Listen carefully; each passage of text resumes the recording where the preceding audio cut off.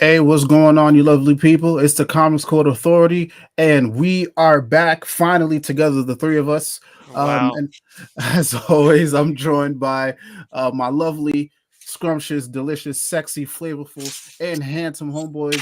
Fellas, introduce yourself. Elvis, starting with yourself. All right, my name is Elvis. You know me. I'm the one with the only good taste on here. Just need a Oh God. recap. All right.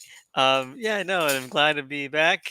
Only one thing could bring us back, and that is the dawn of yet another Sony Kino. Sony highlights. They're saving comic movies, okay, and I mean that genuinely. Oh, They're okay, saving. They're saving comic movies from themselves. Okay. okay. Starting off strong, AJ. I'm AJ. Glad to be back. Good to looking forward to getting into this Madam Webb trailer. I'm just here for Sydney Sweeney in a Spider Woman costume, but other than that, it should be fun tonight.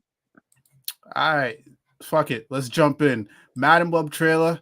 Listen, this shit had the streets going crazy. I ain't gonna hold you. Um, yeah, my dick. I just finished watching the trailer. My dick's still hard. I ain't gonna lie, yo. I ain't gonna lie.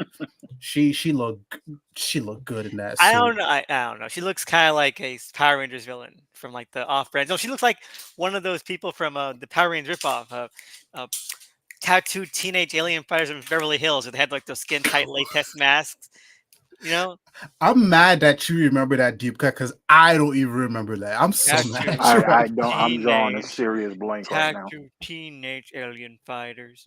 what? I know what he's talking about, but holy Pull up the picture. They look exactly the same. That's the big thing I don't like. And people have been talking about this before that they have open eyes.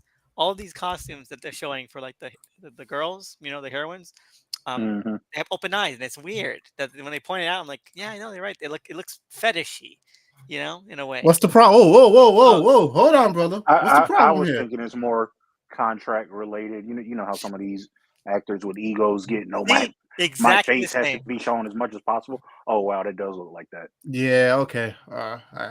So it's off-putting. It really is. But the people also saying that it might be AI generated. I can believe that.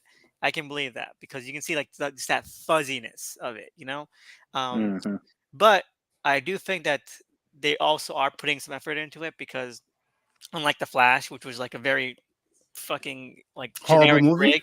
rig. Horrible movie, but like when we did like the CGI shit, it was all very jury rigged.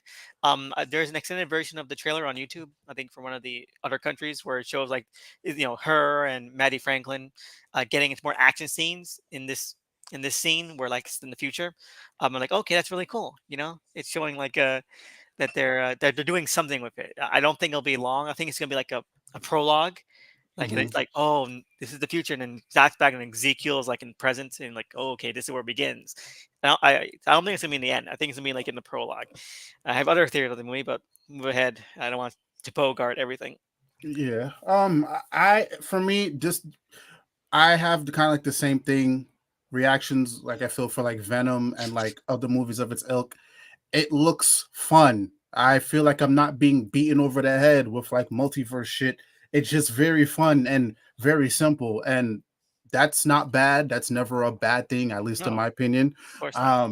Yeah, I don't know much about Madam Web. I'm not gonna pretend like I know much about Madam Web. Maybe you guys know a little bit more. The little bit I know is just from the '90s cartoon. But other than that, not much. So this That looks. Hmm? That's mainly everybody's knowledge about Madam Web, the Yeah, '90s cartoon. Oh, That okay, I'm not and alone. and it wasn't bad. It yeah, wasn't no, it's not bad knowledge to have because up until like the late '90s, early 2000s, that's all you needed to know. right. It's like the last time her. Not, I won't say last time, but it was probably the most relevance the character has had, um, especially from a general audience standpoint. Yeah, it looks good. It looks good enough to get me into a theater, so I'm sure I'll enjoy it. The last Sony movie, Marvel movie, I didn't have the best experience with as Morbius, but Well, I'm Morbius was fine, but you can tell it was each of these fine movies. until they started tying it into um Yeah, kind of. the Yeah. in the post credit stingers. That it just kind of it took me out because I rewatched it again. Excuse me, like a month ago, and it just took me out of it. The Venoms have been great. I've loved the first Venom. Second one I didn't like as much, but I still liked it. You know, the thing about these movies is that they get more and more cut each time. You know, you can tell. Like with Venom, like okay, that movie is sleek. There's 40 minutes missing. Okay, but you can't really tell. You can't really tell. Second movie, oh, you can tell there's chunks of that missing, but it's fine because it's a comedy. It's light. You know, things keep moving. Morbius, my God, half of that movie is missing, and you can tell because each scene ends like half before it even begins. Okay, and it boggles my mind because in Morbius there's payoffs to things that were cut. Because that part where he's in the club. Oh, really? Yeah, because in the club, right? Where Morbius's villain, his foster brother Milo, is like talking to this chick, and the chick is like, "Have I seen you somewhere before?" And he's like, "No, I think you'd remember me." And it's clearly that he was at that club probably earlier in the deleted scene as like a cripple, and he tried to knock on her, and she like didn't give him the time of day. And now that he's like all handsome and buff and vampire-y, she's not. Oh, it's obviously that's the case. Otherwise, that line makes no sense because she hasn't appeared once in the entire movie. Is there like actual deleted scenes like on in like a Blu-ray or something, or no. it's just like you just know it's cut? You know it's cut, and also because there's a lot of this stuff in the trailers, like you see more of Morbius's speech in the Nobel Prize ceremony in the trailers, and there's parts where like obviously there was this whole fight scene that was shot but never finished with what's his face Roman. Oh, okay. What's his All name? right. I don't know his name. Oh, It's the actor's okay. name. Because of the T, right? I don't know. I haven't watched Morbius. Well, the actor's name, Fast and Furious guy. Oh, Tyrese. Tyrese, that's it. Tyrese Gibson. Oh yeah, that's right. He was in the trailer. There was a fight scene that was filmed but never completed. In the woods, and you see that entire bits of that scene in the trailer that not in the movie at all. They're never in the woods in the movie. But that's weird. Yeah. So that movie is like shit to shit. And I hope that's not the case with this one. I really don't. I really hope it's not because it's starting to affect these things a lot. It better not be. Like this movie has been in development hell. Like it got to a point where I was just like, yo, will I ever live to see this movie come out? And lo and behold, we have a fucking trailer. So I hope it's kept all the way there. Obviously they'll probably do reshoots or whatever because that just seems to be the thing these days. But yeah, I don't have anything really to complain about much. Like especially when it comes to these movies, it looks entertaining as hell to me. That's all I can say. And again, Sydney Sweeney, that's enough for admission of ticket. That's enough for admission of ticket. That's enough. But yeah, I just hope it's a quick one and done movie. But unfortunately, we know what the state of Marvel. We can expect some type of bullshit end credit scene, and it tries to link to No Way Home. And no, it's probably they're doing Sinister Six. That's what they want to do. That's still the plan? That's still the plan. What do you think the plan is? It's been the plan ever since the first Venom Garfield movies, man. They are dead set on getting to a Sinister Six. Like it's gonna happen. I feel I really don't think it's. It might not happen, but it's gonna. They want to. Movie franchises now, and they keep going back to that well in the video games. Like Sony is, for whatever reason, I won't say whatever reason. I mean, obviously, Sinister Six is big time when you talk about Spidey, but that's what they want. They want their big villain team up movie, and yeah, I guess we'll probably get there at some point. Morbius. They threw that in at the end to connect to the MCU and also show us what their plans still are, and that's really what took me out of that film. So, hopefully, I would absolutely prefer it not to be in here, but me either. I'm not holding my hopes out. I'm excited for this. I'm hoping it doesn't continue to tie into the MCU, but I'm hopeful for Sinister Six. I think that Keaton was a necessary evil. Because I think he would be perfect as the lead for that movie. Mm-hmm. I can see. I don't know. I feel like the slate of those like spin-off movies is just another case of, I'll see it when I believe it. Right. Because I think this could fall apart anytime. Exactly. And the reason why I say is because again, this movie was in development hell for like so long, and then we don't know what the state of the other movies are. So I really don't know. So Oh my God, they did. Yeah, And it's that's a shame. canceled. They're still in pre-production on Silver and Black, which I forgot about as that. much as I loved, like I said, seeing Sydney in this costume, like why not cast her as Black Cat? Like you're doing a whole movie Bruh. at that, like it's right there. But so what's that? Silver and Black. Obviously we've got Venom 3 coming next year.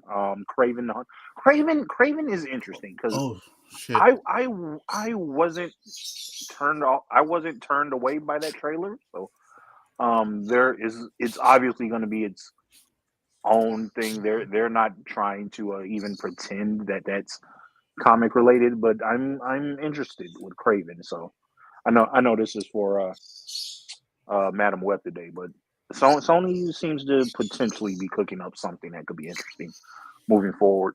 Right. Oh, okay, maybe I'll be wrong. But yeah, I'm sure we can expect another trailers very soon in the next couple of months. Both the writers and actors strike is over. So yeah, but first initial thoughts. I'm here for it. I'm here for. Am I gonna go to the movie theater and watch it? I don't know. Maybe for Sydney Sweeney, but listen, like all these other movies, I'm here for 123movies.com. That's my go-to. It's nice. It saves me a lot of money. You know, But yeah, yeah. I'll buy a ticket and then watch it on 123movies.com. I've done that many times. I don't like going to the theater unless it's something like, oh, I gotta have a theater experience. And Right, the way these motherfuckers be coughing, it's gotta be something man. special. See, y'all are in a little more populated areas. I can go to a bumfuck country town where there's like a theater, go to the early morning show, and it will be one other motherfucker in that building. So I just sit like 100 feet away, and I'm good. But yeah, I don't. Yeah, I think I'll go to a theater for this. I haven't been in a few months anyway. So But you No, know, how far do you want to get into this? I do have some more in-depth thoughts about I this. mean, you could go go. for I it. mean, go ahead.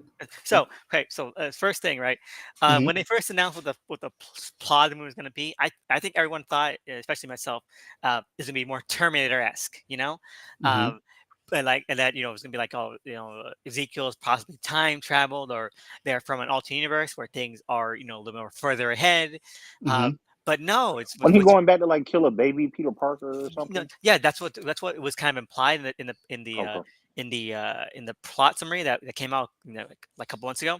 I mean earlier this Hmm. year. But now we see the trailer. It's like no, that he just can see like years into the future. All right, Mm. which is weird. Okay, because you think it'd be easier to do time travel, especially when we have all these other spy people here.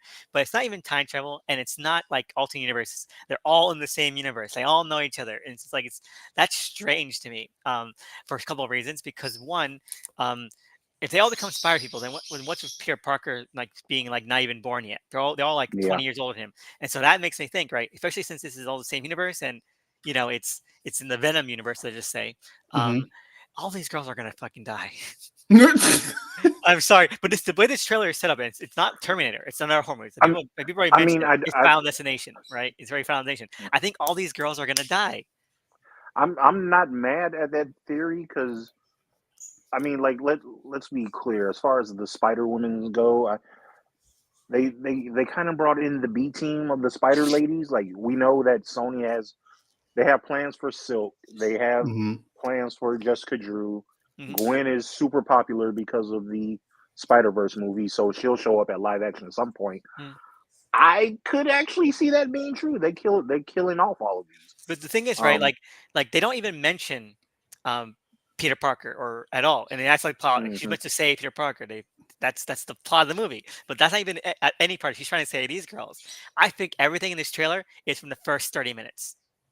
Mm. Okay. Or well, because we typically get what two of these trailers Mm. at some point. You I mean, usually get a teaser and two trailers. So if this is a teaser, you probably would have two trailers. But this movie comes out in February, so That's oh shit. yeah. Now it does say coming Um, soon, so that Yeah, but that's yeah. yeah. I people are didn't. saying that it might be pushed back, and I can believe it'd be pushed Okay. back, but I do It would need to be because the other thing is it's some effects shot in here that aren't clearly finished. aren't finished. Yeah. Oh, of And course. if this When movie's did supposed to that come out in stop? 3 months, When did that stop Sony? When would that stop? Yeah, yeah, yeah. It's not just Sony at this point. It's It's another DC, studio Marvel. Yeah. we'll talk about later on in this. That yeah, they've got some of that going on. Anyway, so like that's my main contention point number one, right? That I think they're all gonna die. I think that'd be really cool. Just like not cool. Obviously, I would think these characters would be interesting to see throughout the movie, but all the stuff we've seen in them, all the behind the scenes stuff, Hmm. they're all wearing those same goddamn clothes. Nothing else has leaked with them in different clothes. Mm-hmm. I think they're gonna die. I think she's going to fail, and that's gonna make her more driven to save baby Peter. Okay, that's my thing. Okay, there might be a classic fridging, but I think that's what's gonna happen. I mean, Number two, I mhm. think Ezekiel is cool as shit. I think he is.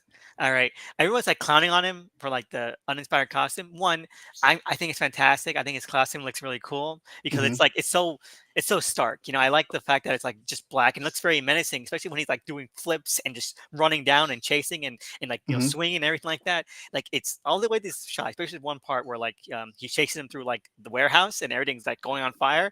Like Mhm. Mm-hmm. it really does kind of capture how freaky it would be. And I posted this. How freaky it would be for someone with Spider-Man powers to just be rushing your ass. Okay, I'd be Mm. like, nah, man, make it quick. I'm stopping. I can't outrun this shit. I'm dead. make it quick. Make it painless. Okay, you win. I mean, Oh, it's interesting if they're gonna go full spider totem route, right? And it's like, oh, Peter being bitten isn't some freak accident; it's always destined to be. If they're gonna go that route, cool. I 100%. You giving him spider powers, you giving him a suit, everything fine, makes sense. But if you're just doing this for, oh, let's make a dark evil Spider-Man suit, I'm like, I don't know. to be fair, So I yeah, need I to see agree. what Sony's doing with it. I agree with you on that. I think they're definitely going to go to Spider Totem thing because Okay. I don't see a universe where they're not building up to Moreland, okay, or Hmm. Moreland null hybrid. Okay, let's say. But yeah, no, again, I really like that. Now, I will agree that this Mhm. trailer is also just really bad. I think that a lot of the stuff is clearly ADR'd or made just for the trailer.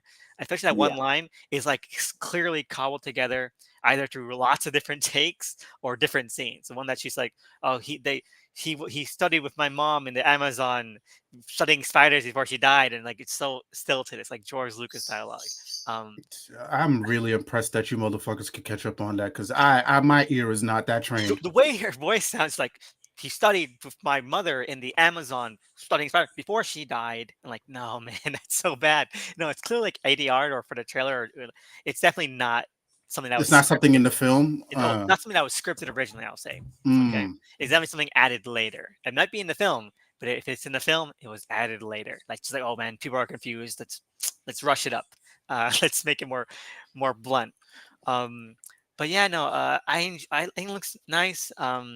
I do think they're burying the lead bit. I think it would have been. I think people would be more excited for it if they made it more clear that the whole Peter Parker connection. Because people are like, "Oh no, man, where's Spider-Man?" And there's an annoying ass tweet I saw earlier. We're like, "I can't believe Sony refuses to make a Spider-Man movie." Like, what the fuck are you talking about? Oh good There's been lord, more here we go. There's been more Spider-Man movies this decade than there've been any other decade ever. Yeah. Okay, there's been like 7. Okay, Yeah. so let's just slow your roll here. It's cool to have a movie where like it's set in the universe of Spider-Man, where the guy with Spider-Man powers serial killing people. Okay, that's cool idea, and That's it's raw as fuck. I ain't gonna hold you. That's like raw. that part where he's like in the diner, right? Or the part in the diner where like he's kind of where they're like fighting, and then he flips her about, and they like it flips around as well. The camera flips around because they're like Mm. they're not bound by like gravity because they're spider people, and it's like Mm. it's so good. That's cool. That's cool as shit. That's a cool as shit shot. I love it. I hope more actions like that, or like and it's I think it might be in the extended trailer. Where like he's chasing them on the ambulance, and she's like, "Put the paddles on the top of the ceiling," because he's got to flip on our roof and rip it off. So he put the paddles on the top of the ceiling, and he electrocutes him. That's fun. That's fun stuff. I hope the movie is inventive like that more. But yeah, I think it looks neat.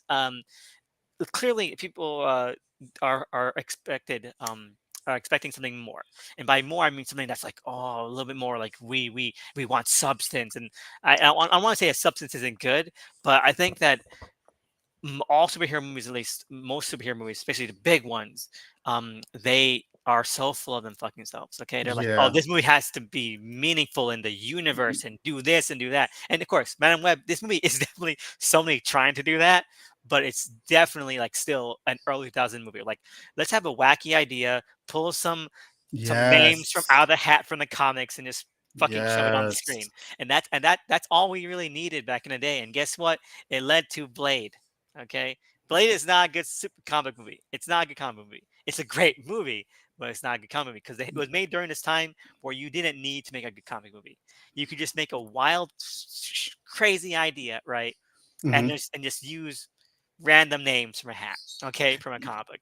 And again, that's why I like this trailer, because again, anytime I could get that feeling back, like that early 2000s feeling, I don't mind. Like Yeah, I don't. like, this is disposable, and I can just have a good time with it. You know, Yes. like Like I I don't don't need need to think too much. yeah, and so I said that once, like a year ago, when these movies were announced. Some guys like, "Oh, I'm sorry that the Marvel is just too intellectual for you. You Oh, can't fuck follow off. its storyline." No, like I can follow the storyline, but I don't want to. I don't want to Yeah. follow the fucking storyline through like 10, 12 movies. Okay, No. I just want to watch a single movie about an alien and his buddy. Okay, or a vampire who is also like dressed like a fucking 90s Eurotrash dancer. Okay, something like that, Yeah. or hot chicks that can see the future. Okay, Yeah. that's all I want. That's all I need. Okay, the thing of the matter is that you pump these movies out like oh, these need to connect, or these need to um support 20 other things, and guess No. what? You bore me. That's what made Aquaman good. That's what made the first Shazam good. That's what made the first Wonder Woman good. They are all self-contained. I think Sony is doing Yes. it better than all of them at this point. Hmm. Okay, I don't need to give a fuck.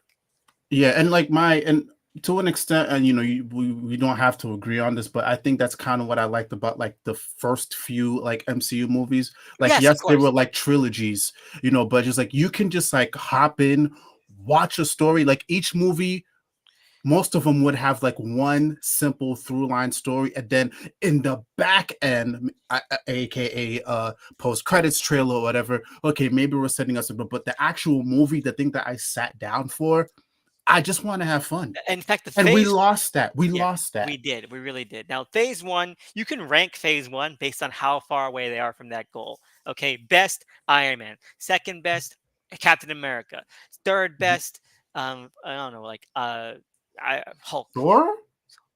Thor is the worst. Thor is the Okay. worst one. I don't even like Hulk, but Thor is the worst. Okay, I'm sorry. Like, oh, I'm a dumb Asgardian man, and I don't know how modern people talk. Fuck that. I'm sorry. That Yeah, movie unwatchable. Can we? because Are we far enough removed that we can just say that movie is like just garbage? which one? The first Thor. Oh, of course. What? Yeah. People keep trying to reclaim that movie, and Actually, I'm like, wait, no. wait. Well, I'm gonna say number two was worse, but I can stomach number one. Number two is the one I can't even sit through. Well, you And can't number get you can't get number two if I'm number one. Okay, that's all I'm saying. oh, I'll yeah, no. Number two was just like it's damn near unwatchable. But number one, it's just I thought it was It just is aggravating. It's yeah, I thought it was just simple. Like it was just like, oh, I feel like Thor one was just like A, B, C. Like that's my opinion at least. I don't know, but yeah, I feel like again, those first like most of those like first waves of movies, yes, but I think as we got further along the line, we lost the plot. Like actually, well, there was a plot, but it just wasn't interesting. no, Yeah, of course not. yeah, but yes, here again, I love that feeling. Like Yeah. I watched this and I got kind of like It's the a same. refreshing. It's Yeah, like refreshing. me and you, I think we both had a conversation about this. Like I get the same feeling like I get from like a Shazam or like a Bluebeard. I don't have to think too much. I just want to go to a movie theater. I want to sit down. I want to Yeah, have a nice, fun, wacky experience, and then I want to get the fuck out. yeah, That's it. a movie that's just about itself. Yeah, Okay. that's totally fine. Like I don't mind. Okay, the whole she's trying to save baby. I don't mind really because again, these are all in the same universe. But even that. Even so, I still feel like this is a movie that can stand alone. Venom, I feel like those movies can stand alone. Yeah, A and I lot of don't. the other, Yeah. Go ahead. Finish. no, I said, but I feel like a lot of the other recent MCU movies as of late, it's just like these movies can't stand alone. Like I Oh, have to be bombarded with like 20 other things for me to even just get the fucking context of the movie. right. Like the Marvels. I like the Marvels. I do, but it's a season finale to Miss Marvel. It's Yeah, not a hold sequel. it, hold it, hold it, hold on. Don't spoil, don't blow the load yet, brother. Don't blow the load yet, brother. We gonna get there. We're gonna get there. We're gonna get there. Um, but yeah, I don't know. I'm here for it. I'm excited. But yeah, let's move on to the next thing. I fucking hate when this thing does that. So they found a fucking writer. I don't know who this person is.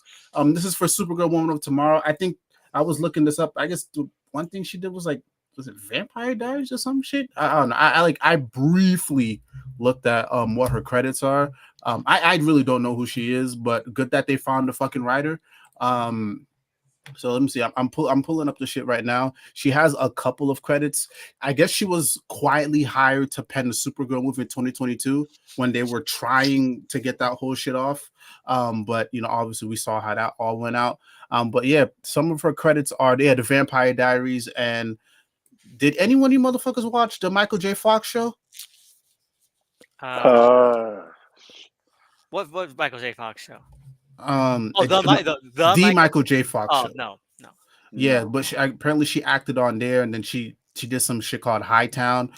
But yeah, but for me this woman seems fairly unknown. So I don't really have much to judge. But good. They found a fucking writer, I guess. You I'm don't just know waiting. what season on Vampire Diaries she wrote on, do you?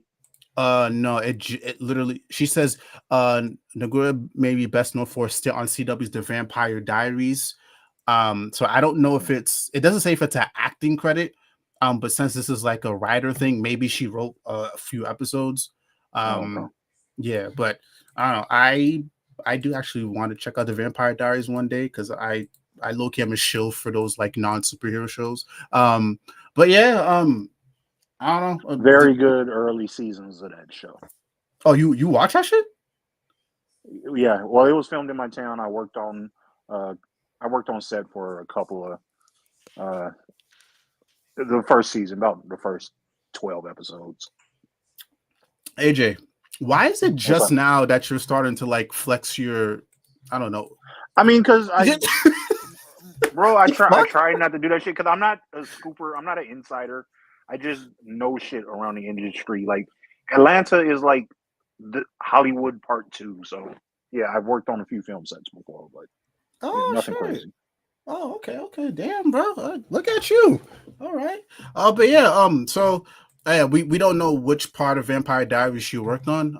But I don't know. I do want to check it out. I do hear I'll take your word for it. If she did work on those first couple seasons or first couple episodes, then I don't know, maybe in for a good time. But I don't know. We still have to see what the director is, who, there's a bunch of other stuff. But yeah, like I said, I'm ready to see a trailer at this point. I'm kind of ready to see who they cast.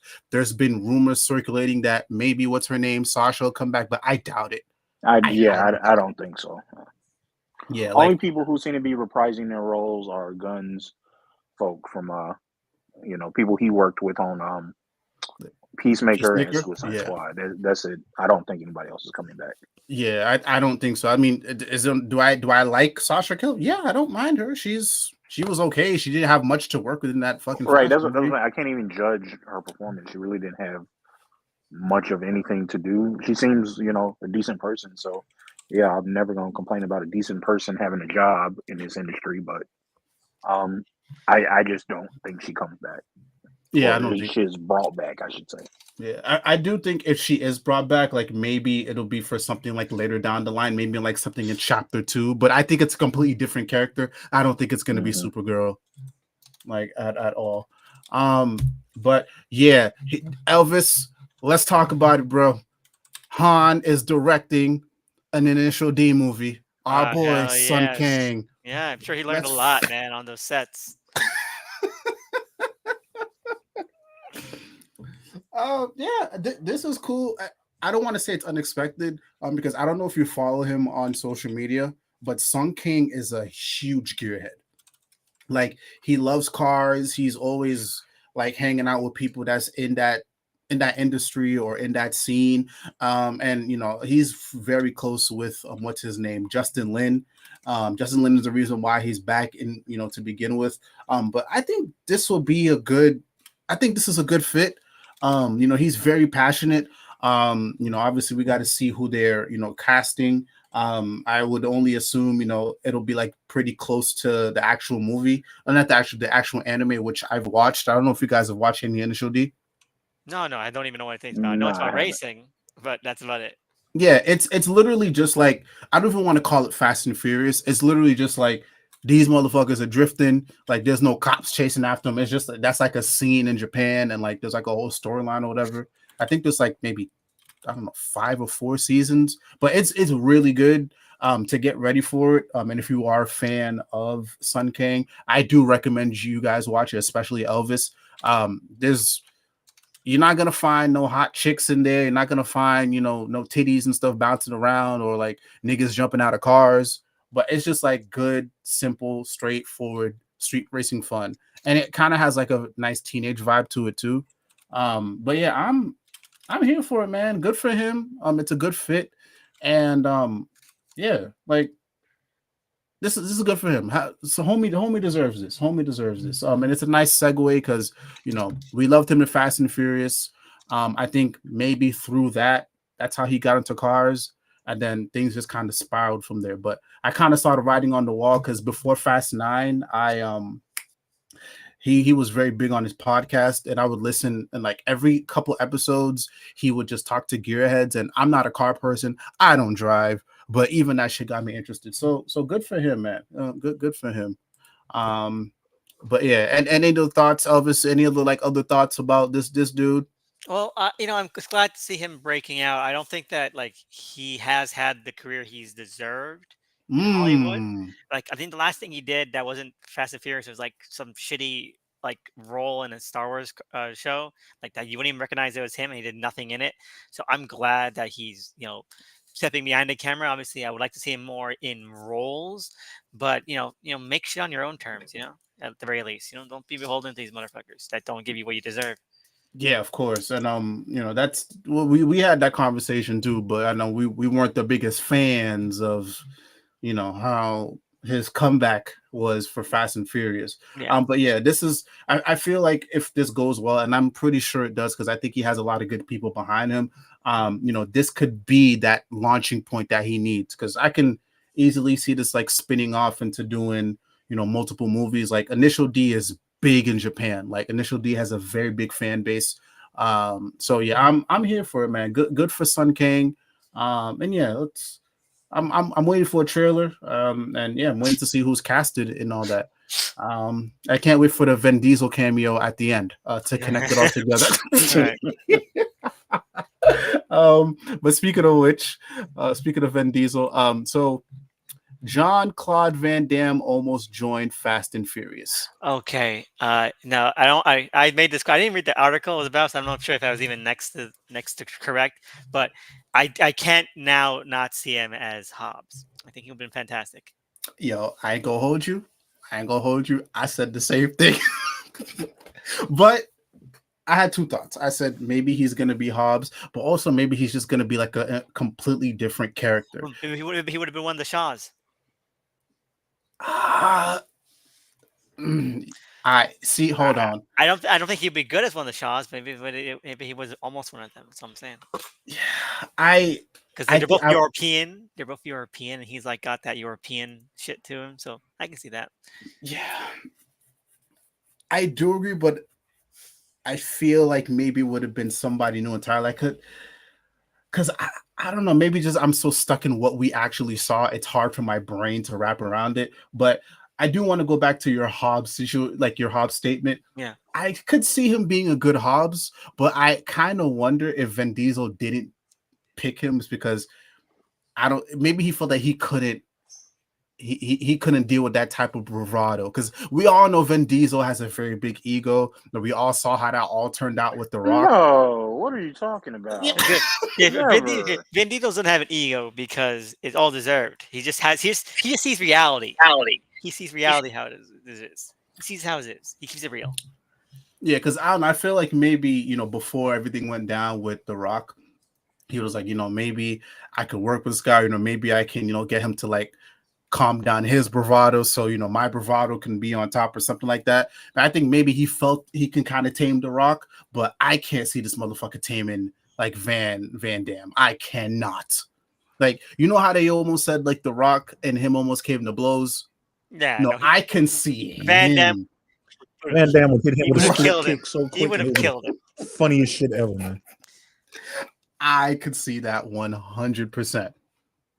I can see that 100%. What age are we? Wait, oh, where the hell did Elvis go? But yeah, I'll wait for Elvis to come back. But yeah, I can 100% see that. Like Van Damme, oh, Elvis is back.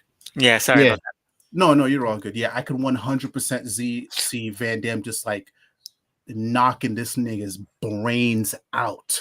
And we really want to have any other Fast and Furious movies. But yeah, I don't know. I feel like this is a big what if. I feel like this is a big what if.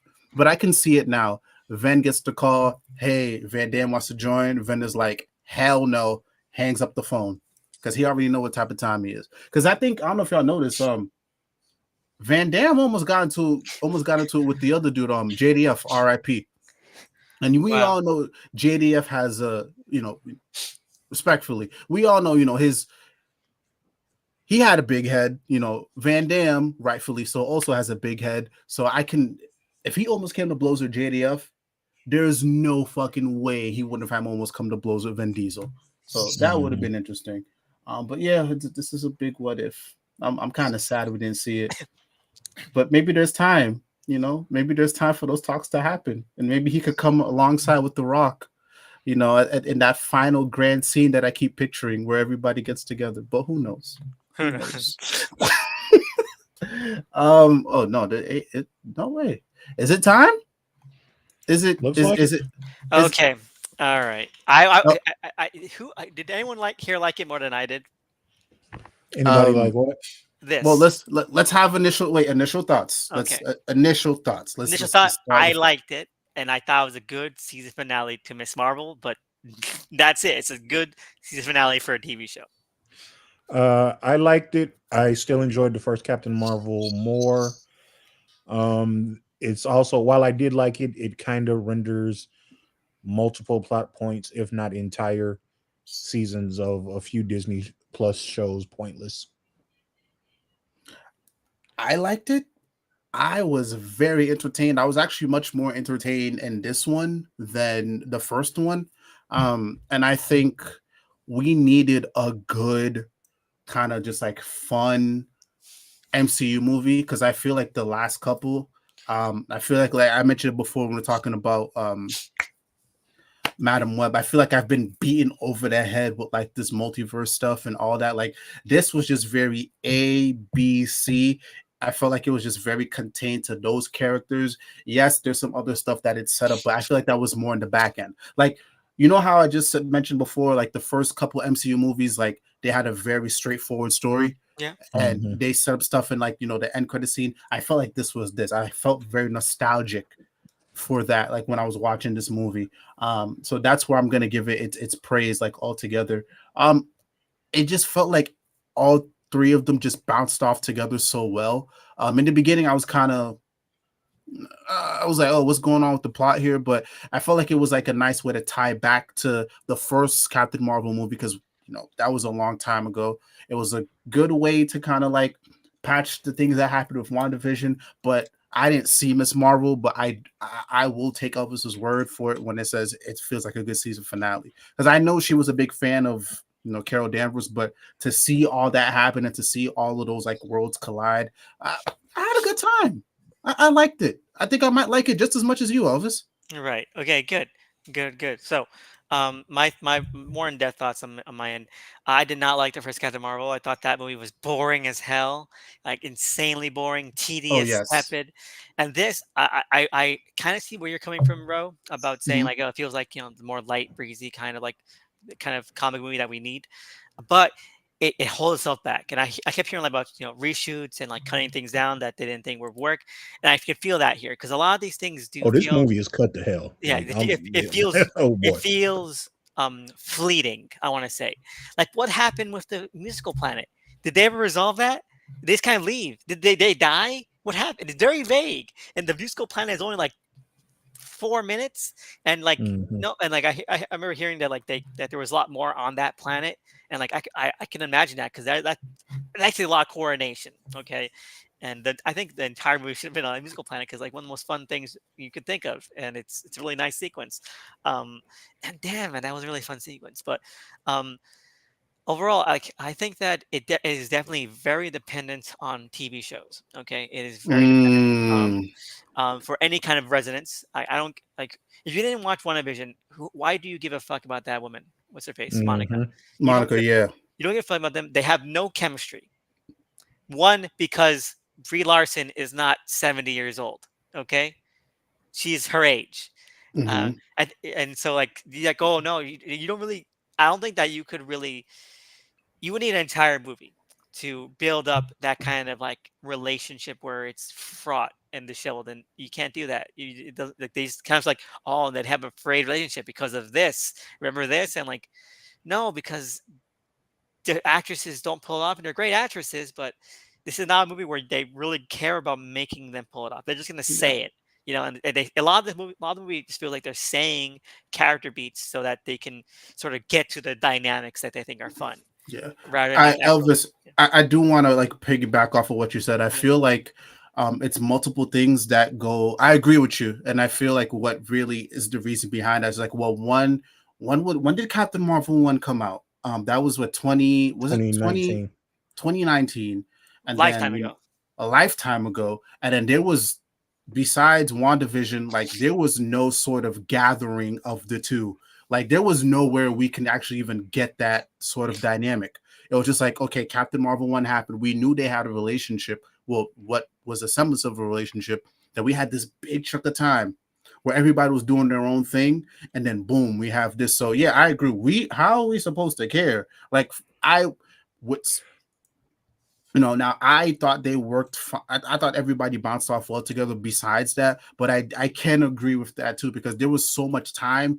Maybe it would have helped if what's her name showed up in like WandaVision or something. Like maybe if it would have been like for like an episode or two to help like tie that together. But I do agree because when I was watching the whole thing and she's talking about, oh, how does she feel? Is she gonna feel weird? Like, well, I was like, you motherfuckers haven't seen each other in God knows how long. And in our timeline, a lot of time has passed in between. So why should we care? But see, that's the thing. When I talk about it, kind of renders stuff from the TV shows pointless. You say you didn't watch. Did you watch WandaVision? You say you didn't watch I, Miss Marvel. I didn't watch Miss Marvel. I watched WandaVision. Okay. Remember in WandaVision, a big part of the reason why Maria is mad about at Carol, her auntie Carol, is she supposedly never came back to Earth, right? Mm. This movie contradicts that. Like she came back as once Maria found out her cancer had come back. You mean to tell me, oh, I'm sorry, you never saw this person when her mother was diagnosed with cancer? And like I said, I like the movie. I promise I'm not going to nitpick. It's Mhm. just stuff they do things that render any investment that one I would need have to get had in the going. Okay, TV one moment, shows. please. What's up? I need to get going. All right. You gotta go? No, I'll be back. I believe. Just I'll be muted. All right. Okay, no problem. Okay. Go ahead. But go ahead, AJ. Yeah. Then in Miss Marvel, I know you didn't watch it, but I didn't watch that. Okay.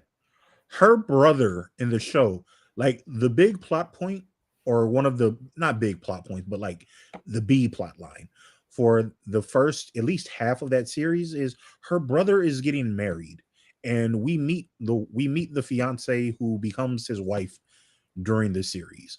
And I understand, logistically, it's probably like, hey, somebody's schedule was busy, so they couldn't get her in the film, whatever. But they're from supposedly in Jersey. They just in this movie they moved down to New Orleans, and the son is, they're loading up the house, they're moving in, and the Mhm. mother's talking about, oh, it's going to be a good place to raise a family. Looks at him, wink, wink, to start a family. Excuse me, wink, wink. He's already started a family. He got married in the show that we just had to watch to even know who these Oh. characters are. And then the wife is nowhere to be found in the actual movie. So that then like I said, it's small stuff. It's very nitpicky. Mhm. Like I said, I don't want to come across like I didn't like the movie. I did like the movie. Probably 7.5 ish. It's just certain things that are like, all right, like we might need to rethink this Disney Plus series experiment if Yeah. the movies are going to straight up tell us that stuff from these shows either A, did not happen, or B, we just don't acknowledge them at all. Because the third one, you cannot tell me this is the same Nick Fury that was in Secret Invasion just a few months ago. Bro, That I battered down, forgot old, about that. cynical man. And this guy is yucking it up. And now I understand, again, logistics. This movie was supposed to come out before Secret Invasion. So yes, all right, that makes sense when you when in the scheme of things, but I'm sorry if somebody's not chronically online or doesn't follow Marvel happenings and they don't know that it was because of the COVID delays and everything that the It that the looks schedule wonky. got shuffled. It's super wonky. Right. Like you cannot tell me that is the same character that we just saw in this movie. Like that is a Nick Fury who is battered and beaten down. He's suspicious of everyone. And oh yeah, the Skrulls actually have multiple homes throughout the galaxy, colonies. So what the whole point? So why are these guys so mad on Earth? Because Nick Fury apparently hasn't found them a home, even though the movie we just watched tells us, yeah, here's a Skrull colony here, and we have multiple others in the galaxy. So yeah, I'm And sorry, he doesn't even I don't think that there's no real conversation with not Nick. at all. Yeah, okay. Again, you know why? That's maybe this is to my detriment. But I think this is why a conversation like this is interesting, because it's like, for me, with no context, this is a fine this is a fine movie. You know, I enjoy it, but Mhm. but for you with that context, I can see why it would bring it down. Yeah, And again, mhm. no, I was just saying, like it's a fun movie. I like it. It feels like just sitting there watching it, remove all the stuff I just said about the TV shows. It feels like about 45 minutes is missing from this film. And Mm, I don't know if any of that got addressed during that time frame. Like we know Marvel movies are never just the products of their directors. We know that, right? Feige and the creative crew, they get their hand on it. They cut things down to hell. mhm. And from months out, we had been hearing that this is one of the few movies that they did test screenings for, because Marvel typically doesn't do test screenings because they were nervous about this film. Whether they're nervous because the backlash from the neckbeards online about Brie Larson over the years, or they Mhm. didn't have confidence in the film, whatever, they tested the film and it didn't score super well for them. So I would not at all be surprised to find out that they tinkered with this film, something. I'm not gonna say to the extent like Warner Brothers has been known to like tinker with Yeah, guys like Ayer and Snyder, but you can feel a lot of this movie is missing. yeah, Um, like shit, like this was one of the weaker villains since early Marvel days. They gave yeah, Darbin like nothing to do.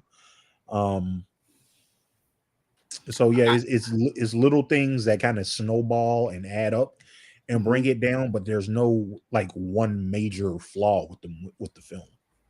Yeah. And honestly, now that you mentioned that again, that's why I am happy we are having this conversation, because we're coming at it from two different ways.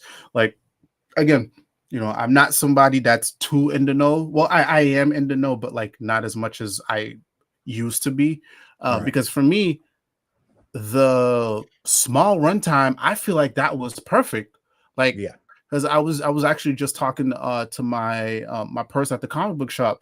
Like, I said, one of the biggest gripes I've had with these other movies is just like, these movies are, almost 2 hours long, damn near close to 3 hours. And it's just like, you feel like you could actually cut this down. Cause like I said before, I love using this term. I feel like I'm just being like beat over the head with like Yeah. certain bullshit. But again, for me, I don't have certain context from the, maybe one show. So when I get to this movie and I see that, one, it's an hour and some change, and two, I see that it's very straightforward and it's very fun. I'm like, oh, okay, this is cool compared to what I was getting before. That's why I'm giving it such a higher rating than the previous movies. Mhm. But yeah, I can also see a scenario too where it's just like, you know they were already kind of worried about this movie, but then maybe there's a cut out there where they do address certain things, You know, it's like, okay, Yeah. why is Nick Fury drastically different from the last time we saw him? You know, like blah blah blah. Or maybe they'll explain, you know, like the timeline change. I don't know. And then they just cut it down because it's like, well, let's cut our losses. Let's just cut this down to bare bones, and then we don't have to address certain things, and then let's just put it out. Because I'll be honest with you, I'm, you know, despite the obvious trolls and, you know, the neckbeards, I don't think people are saying this is a bad movie. No, a lot of people are saying the people who have gone to see this film itself are saying like, yeah, it's fine. It's not the greatest thing ever, but it's a decent to good film, right? Yeah. That's the people who have gone to see it.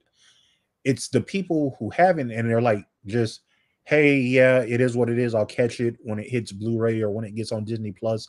Like, I just have no interest in going to see this right now. That's like, that seems to be the sentiment with a lot of people. And then the you know, the opening weekend stuff, when you get the like cinema score coming out and it's got a B, like I think a B, which, you know, that we're not thinking in terms of like grade school, like a B is, oh, you know, that's good for you. A B for a superhero film, you know, if you look at the other ones that have gotten B's in the past, it's typically kind of a death sentence. It's letting you know, hey, this doesn't have good word of mouth. It's not really going to have any legs. It's potentially going to lose money, which it seems like that's hitting the case with all three of those bullet points with this film, regrettably. Wait, I don't mean to interrupt. So I'm gonna ask you this question. So Sure, go ahead. my assumption when I saw the cinema score, just like I thought a B is good, because again, I'm just thinking B is, oh, okay, it's like we're Right. in high school, you know, B is second below A, which Right. is not bad. That's what a lot of people think. I used to be the same way. And you know, people set me down and started telling me about it. A B for, like, okay, like let's say you got like a horror movie or a romantic comedy, right? A B, or comedies in general. B's there. AJ, my fault. Hold that thought. I do want to address. We got some comments here. One person said, one person watching and 27,000 likes. This isn't sketchy at all. I don't know who you are, but I gotta laugh at this How shit. do we have likes already? Is this even up? Yeah, no, I don't. They're trolling. Like I'm looking at it right now. This has no likes, like as of now. This person's fucking trolling. But I do appreciate the comment though, because I see what they're trying to do. I see what you're trying to do. All right, I'm back. Oh, word. And then Mikey Alito said, I scored the movie 6 out of 10. I felt the movie was inconsequential. What did you think? I want to say one thing. Okay, I don't know if you passed by this, but I want to say it because it's a bombshell. Elvis, hold up. It's a bombshell. It's a bombshell. Hold up. Okay. AJ was getting a point off because I needed some context on something about the cinema score. Let him go, and then I got you. Go ahead. Cinema AJ. scores, like if you're taking something like a horror film, or a comedy, a romantic comedy, stuff that's typically lower budget, a B cinema score is perfectly fine, right? Like, you know, something that for a film that's not going to take a lot to get into the profit range, that's fine. You know, people say, oh, it's good, it's okay, or hey, you know, it's good, but maybe next time if something like this comes out, I'll just wait to pick up the Blu-ray and stuff. That's fine when your movie costs like $40 to $50 million to make, right? You know, not great word of mouth, but not horrible. Like, people just aren't outright bashing it. A B cinema score, when you're talking about a blockbuster, a hopefully blockbuster film that's got a budget of this film. Let me look up this film budget. I know it's over 200 million. Give me a second. I can look it up for you right now, but keep going with your point. Yeah, when you have a huge budget film like this, and it's got audiences are coming out of the theater, and that's the other thing. Cinema score, you cannot game the system with cinema score like you can with a Rotten Tomatoes or an IMDb. These are people that are being polled directly when they are coming out of the theater. They have people asking, hey, what did you think of this film? A B is like, hey, it's okay, it's decent, it's fine. And typically, like I say, if you have a low to mid budget movie, that's a fine sentiment for the audience to come out with. When you have a film, they spent $274 million Yeah, that's it. Yeah. on this film. Now they got a $55 million tax break, so this brings it brings that total down to around 220. But also, you're not going to get that tax break right away. It'll be months, maybe a year to you can apply that to the total. So right now on the books, 274. It'll end up being 220. A B cinema score, that's basically a death sentence for a film like this. God damn. It made initial reports were 47 million opening weekend domestically. Then they came out the Monday morning after. They say, hey, we have to drop that by about 700,000. So it was 46.3, 46.4, somewhere in that range. That was your opening weekend numbers. Okay. Domestically, worldwide, you got to around 110. We'll see what it does this week. Tuesday jumped up like 35% from Monday, so it is getting some good energy out there around it. So okay, we'll see what the second weekend numbers look like. I think it's not going to be great because you got the Hunger Games prequel coming out. Oh, fuck, that's true. Right, exactly. That's looking to pull in. Per example, you asked about the cinema score thing, right? If that film gets a B cinema score, which it doesn't seem like people apparently kind of like it, I'd say B plus. I'd be surprised if it gets an A. But that film was shot for $100 million. Yeah. If you get, let's say you get those same numbers in the US, 47 million domestically, worldwide, you get to 100, 110. Not counting marketing, not counting any other production. I mean, not production. What's that? You said point, bro. I think a point would be movie's gonna bomb. Wait. That's a point. What do you mean? You said AJ was gonna get off a point.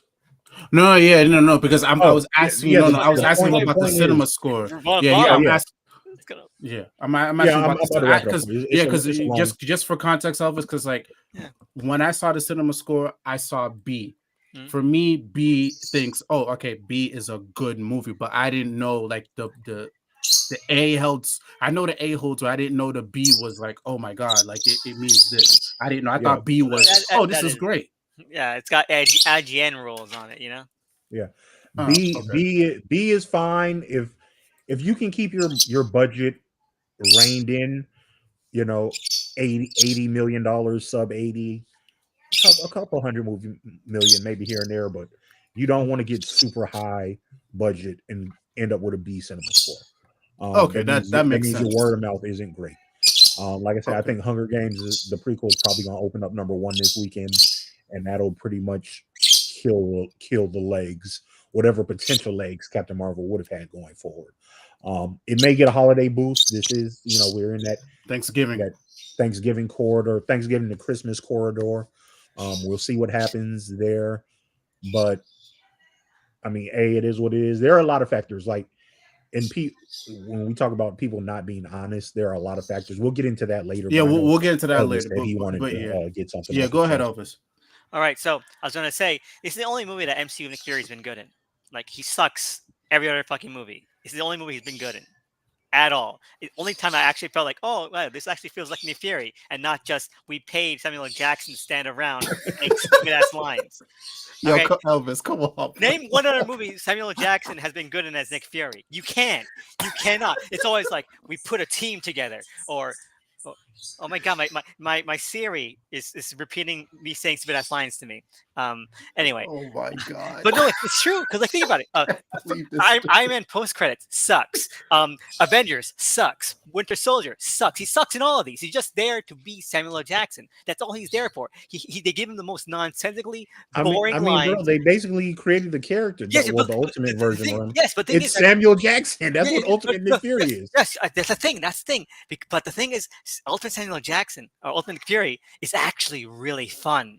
Okay, he's not just he's not just I'm gonna stand around on the hover ship saying, "Oh, Iron Man, I don't believe in what you're saying." Like what the fuck? It's like more boring than Mace Windu. That's how he is. The Marvels, he's actually really entertaining.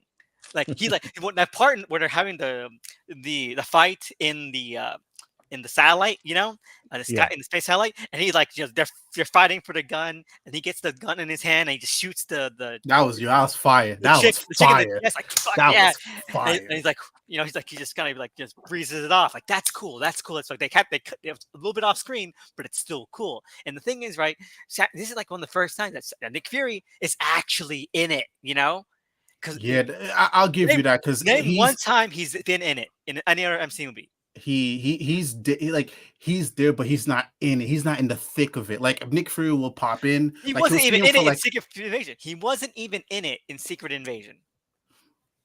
Yeah, I didn't watch Secret Invasion. I don't know if you. I don't know if he is not in it. Okay, let's be honest. Yeah, but okay. Now with that context, I can understand because now I'm thinking about. I'm like, damn, bro. I know Nick Fury was there, but I think more about the other heroes instead of Nick Fury. Yes, and then I think that they give him so much more to work with. My favorite part of at the entire movie, right, is when I tried to save Kamala from falling to her death, right, and they keep pushing back and forth, and she's like keeping falling, and and at the very last second, because she's using so much of her force field powers, she zips back, and then Carol falls like immediately to the ground, and then like you hear Nick Fury immediately say like he's in the middle of saying something else. You don't hear what it says, but he's like, oh, it's just Carol, and then he just moves to the next scene, and like that's great. They give him something to do. Like he's memorable now. He's giving him funny lines that use Samuel L. Jackson's charm and personality. You know what? I agree. I agree with you. I'm not. You know what? I see what you're saying. I see what you're saying. Like we know Samuel L. Jackson has intimidating presence. We're gonna just have him there, and it's gonna be a cheat code for giving Nick Fury presence. No, you gotta give him stuff to do, or even stuff to imbue in his personality. And this is like the only time that's actually happened. But at the end of Endgame, he almost says "motherfucker." Fuck no. Fuck That you. I just remembered he was not in Endgame until the end, right? Yeah, Nick Fury sucks in the MCU. He sucks. Oh my god, yo! I really had goggles on the entire time. I'd even see. This is the only time he's been good. Wow. Yeah, this is a revelation for me. I'd even peep. I really didn't even. Yeah, you're right, Elvis. I'll give you that. I'll give you that, brother. I'll give you that. But don't worry. Remember, someone's gonna bring this up. I know. Oh, remember that time he lifted his eye patch and there was a layers behind it? How riveting that was. Oh, boy, I'm so glad he got that laser underneath his eye patch. So good.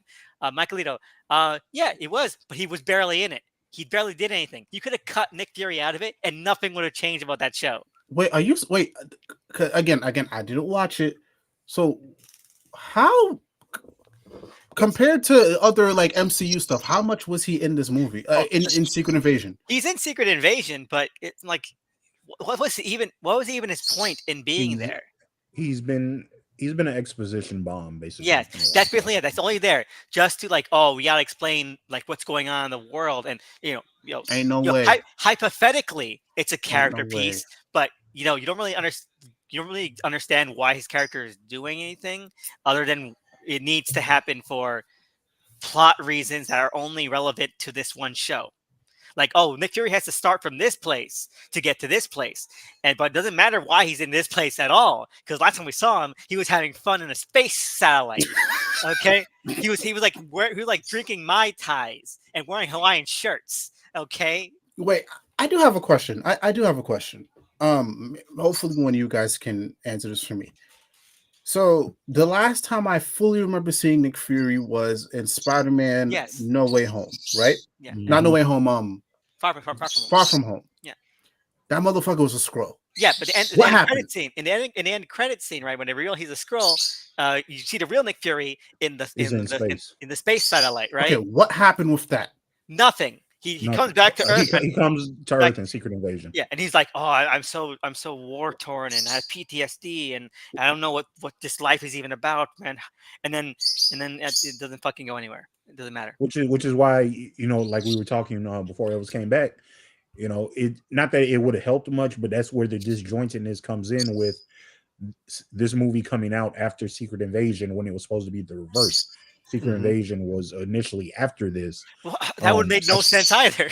That's what I'm saying. You still get the it'll still be some disjointedness because we don't know why Nick Fury is this, grizzled old man down on his log, seems mad at the world kind of thing. In that, after you end the Marvels on a pretty high note, but then, like I said, it renders stuff from that show pointless because the Skrulls apparently have multiple homes throughout the galaxy, not just the show renders itself pointless. So Michaelino has doubled down on a point that I think we've already refuted, because Nick Fury is not the focus of Secret Invasion, and he said the Secret Invasion was Nick Fury's story. And he's not the focus of it, so technically, Nick Fury has had no story in the MCU. But that is Gaia. I think that's the daughter's name. Gaia and the pissed off Skrull. What was? I don't even remember dude's name. Who the fuck knows? The sidekick Ken from the Barbie. Sidekick Ken. Yo, Elvis. Come on, dog. That was sidekick Ken. Am I wrong? That no, was you're not. You're not. I just figured you. I did think you would call him that, but yeah. Please, evil dude. Let's call him that. Wait, so I can't believe I'm going to say this, but it almost feels like the Marvel should have just had an editor's note somewhere. Like, I mean, but it's not the first time it's happened with one of these movies after the show. It should have had that Batman Rip Hunter chalkboard where it said like ignore countdown. Elvis, I swear to goodness. Ignore Secret Invasion, okay? In fact, because what 5G averted? What is it? Secret Invasion averted? Yeah. Because remember what was the Doctor Strange movie name? Multiverse of Madness. It does the same thing. Multiverse of Madness was just literally just like, oh, we literally just referenced a thing that happened at the end of the show. Did not mention a day. Well, it did mention, her losing her kids, but even so, it just felt like they mainly focused on the ending of that show versus just like the overall show. To be fair, the ending is the only thing worth exploring because of how stupid it was. Okay, like we're gonna have like this happy ending where she gets off scot-free, and it's like so ridiculous that you have to try to make sense of it. And so I'm glad that they mentioned that in Multiverse of Madness. And I want to respond to Mikey Lito's next comment here about how we learned more about Nick Fury. Oh, I'm so glad we learned more about him rather than see the fruits of his actual history. I'm glad that we learned that in the past he had a relationship with this random Skrull who was only in this 6-episode show. I'm glad that we learned that he was apparently married for whatever stretch of time to a Skrull. This nigga married? Oh, apparently we learned. Oh yes, Nick Fury has a Skrull wife. It's not enough to actually learn. Oh wait, time out. The characters grow into these stories, man, and so it means nothing. Nick Fury clapping Skrull cheeks? Apparently. Yes. And also, I'll take umbrage with one statement. You Nick Fury, you get more insight into his psyche, his thinking, his well-being, and all of that in Agents of S.H.I.E.L.D., but the first season of that, first and second season, than anything Secret Invasion, or I'll say a lot of these films have shown us. I won't say all. I didn't hate them in not Civil War.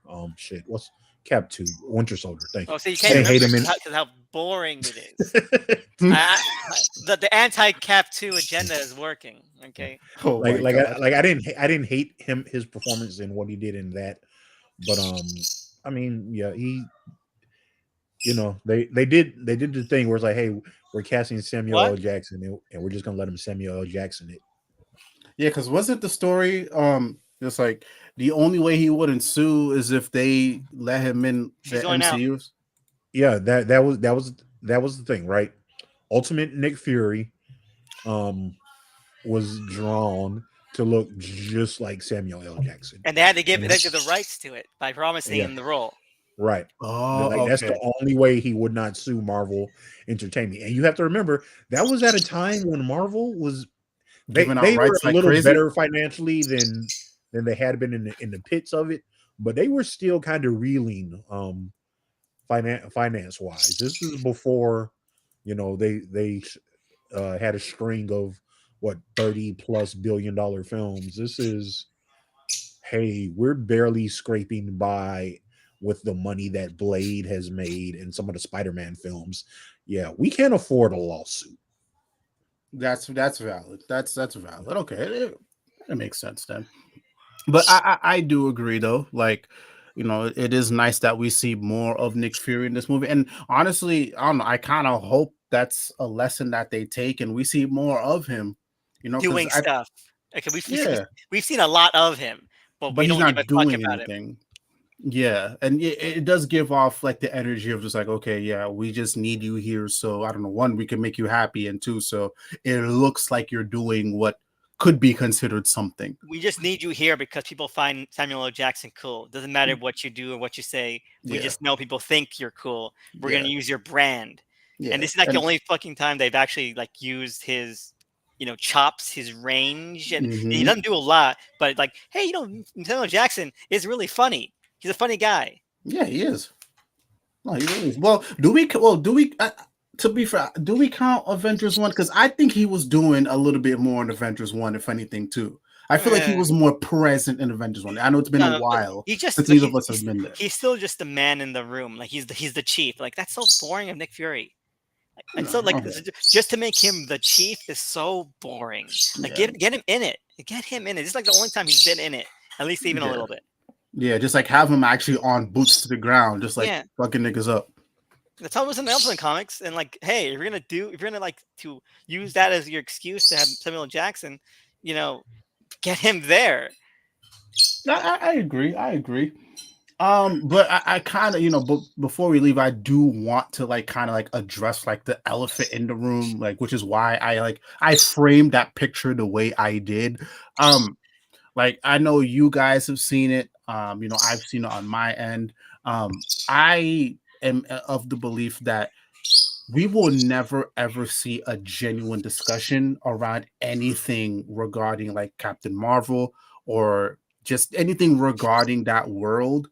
And the reason why I feel like it's because I was around when I got into YouTube, when I got into comic books. I think the first Captain Marvel had just came out. I didn't know you guys like that then, but I watched with my own two eyes, just like how everything surrounded that had been co-opted. And it wasn't just on YouTube. It started from YouTube and then it went to everywhere. It just became like Captain Marvel as a whole kind of just became like this toxic place. I don't like using that word. And I don't think, Civil War 2 helped. I'm still of the belief that Civil War 2 was just like a very bad book altogether, but Captain Marvel just happened to get the blunt of it. I still believe till this day, I don't care what anybody says, that was just Bendis writing horribly. Oh, so just Bendis writing. Yes, Bendis writing, but it wasn't. But nobody else got that same flack. It's a lot of things that kind of snowballed with the character, the film, and Brie Larson, right? Mm-hmm. Like nothing Brie Larson. We all know this. We all know exactly. We all know the statement that Brie Larson made about, hey, she doesn't need white dudes. She don't need to hear the opinions of white dudes on films, about necessarily dealing with issues of marginalized groups, right? Yeah. And then you can look at the statistics of the makeup of film critics during that time. Okay, let's answer Mike Lito's question about the consequence of the story. Then we'll get back to our topic. Yeah. Just very simple question. It doesn't need a consequence. It doesn't need a consequence. Are you talking about Captain Marvel 2? Or yeah, he's talking about Captain Marvel 2. He said that the original comment was he scored it a 6 out of 10. The story felt inconsequential. It doesn't need a consequence. I mean, but also, I mean, if you care about like the overall Marvel, kind of canon, yes, of course, everything needs to mean something. But let's be honest, this entire phase, nothing's meant anything except I was just about to get to that. Except for Loki. Loki's the only thing that's mattered. Well, wait. I'll say this. I don't mean to interrupt, but I'll say this. You know what? I don't think consequence in this term is in this sense is a bad thing. I think if we're gonna call it consequence, like I think what the consequence is in quotations is like, well, we got these three characters together. That's one. I think that was for me again. There's a lot of context I don't have, mainly it being Miss Marvel. I think that was good to see them get together, and then obviously too, what is it? We didn't even fucking talk about the end credits. Well, not the end credits, but the actual the final scene stingers. that sucked. That sucked. Yeah, ass. Yeah. but Like, I think the consequences. Like, I think it's great to see them together, and I stand by the statement, and I think I've been standing by the statement for a little bit of time now. Okay. I don't think every single thing has to lead to like this big grand story. I think it's great that we just got three characters together who are linked in some way together. They were able to work together, like they had a great fun story, Yeah. and then now we can look forward to seeing them in the greater MCU. I don't think this needed to. It did, A but big thing. yeah, It but didn't need to be. the It didn't. overall but, movie, I'm like, yeah, that's It's nice. a consequence. Yeah.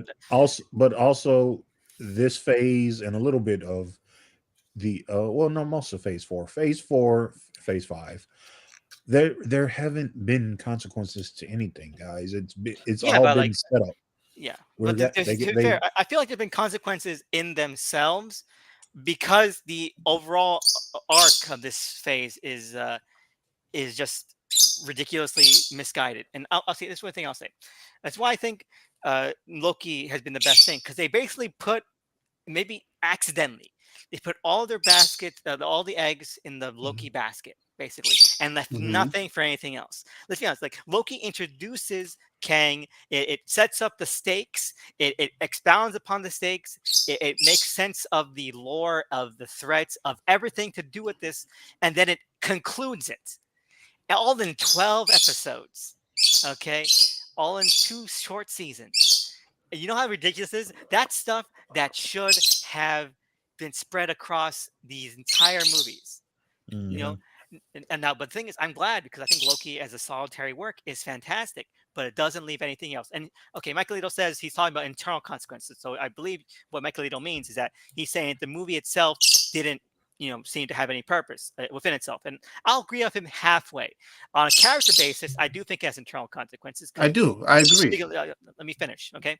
I agree. The main core of this movie, if you want to call it core, I think it's very underwritten, but let's just call it the main core, is the let's say daughterly bonds between these things, because you have the Monica looking at Carol as a surrogate mother figure and their relationship, and then you have obviously Kamala looking at Carol as like this idol, as a mentor, and then obviously Monica, again underwritten, because she bluntly states, "Oh, look, it's like you're doing the same thing you did with me with Kamala," and so so Carol has to like really navigate this kind of situation to not make the mistakes, but also mend this relationship.